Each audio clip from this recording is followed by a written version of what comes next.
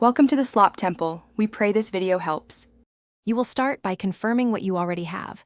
Run Python version and Python 3 version to see the baseline. Next, install the target Python release using your package manager, apt on Linux, Homebrew on Mac OS, or the official installer on Windows, because system packages manage dependencies. Once done, make sure you have admin rights or sudo access. Otherwise, install to a user path. Also decide now whether you want a global switch or per project virtual environments, since that choice changes the next steps.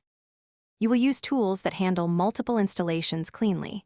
Install pyenv if you prefer per user control, then run pyenv install version and pyenv global version or pyenv local version.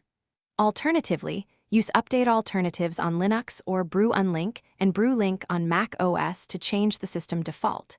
Create a virtualenv with Python mvenv. Venv to isolate a project.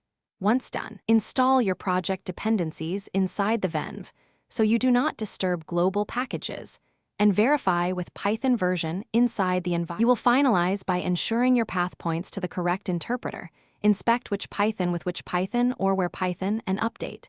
bashrc or zshrc so the chosen bin directory comes first. If packages break, export pip freeze requirements. txd and reinstall with pip install r requirements. txd under the new interpreter because compiled wheels can differ. If your IDE still uses the old interpreter, update its interpreter setting. Troubleshooting tip: if commands still call the old version, restart your shell and then recheck path and which Python. Thanks for watching. Consider subscribing if we helped you.